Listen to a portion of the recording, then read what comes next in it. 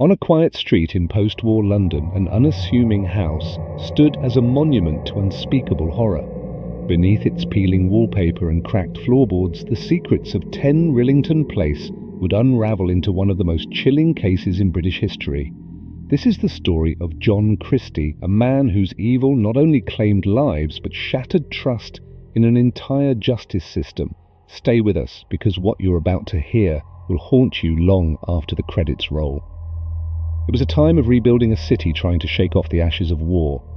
Nestled in Notting Hill, 10 Rillington Place seemed ordinary. A cramped, decrepit flat, its sagging facade blended with the neighbourhood's air of post-war poverty.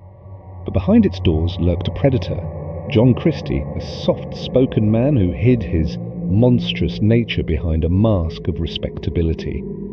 John Reginald Christie was a man who knew how to play a part. A former police officer with a balding head and a timid demeanour, he exuded a sense of quiet authority. But Christie's dark tendencies began long before he moved to Rillington Place. A man obsessed with control, his fascination with death and dominance would only grow stronger over time. His first known victim was Ruth Fürst, a woman he claimed to have strangled in a moment of passion.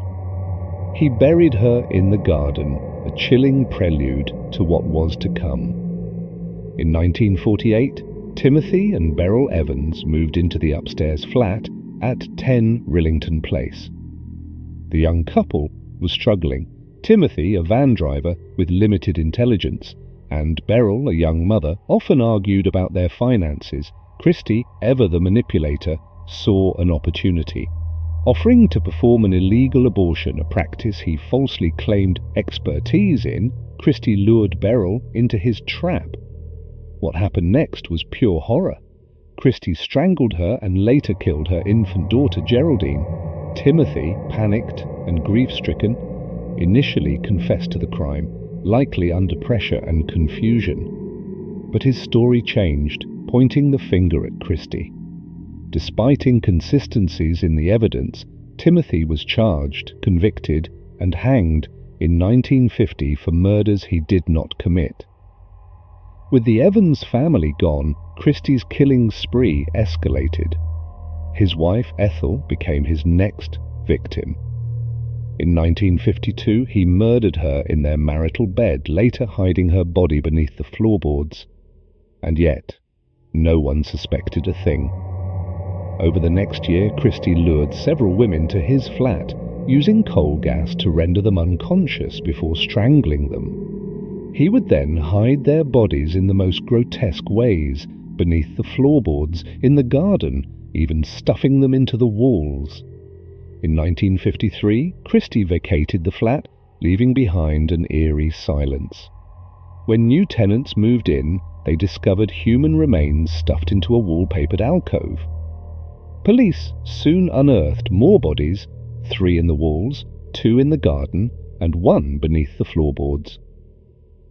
Christie was arrested shortly after, his calm demeanour masking the chaos of his crimes.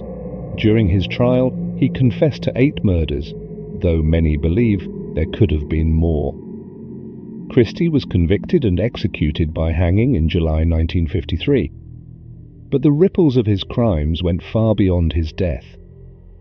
Timothy Evans, who had been wrongfully executed, became a tragic symbol of the flaws in Britain's justice system. The case was instrumental in the abolition of the death penalty in the UK in 1965. Today, 10 Rillington Place no longer exists, demolished to erase its dark legacy. But the ghosts of Christie's victims and the injustice they suffered still linger in the annals of true crime history. John Christie's story is not just one of evil, it's a tale of systemic failure, manipulation, and lives stolen far too soon. And while the house may be gone, its dark shadow will never truly fade. What do you think? Could a man like Christie ever be stopped? Or was he always destined to leave a legacy of terror? Let us know in the comments. And remember, even the most ordinary facades can hide the darkest secrets.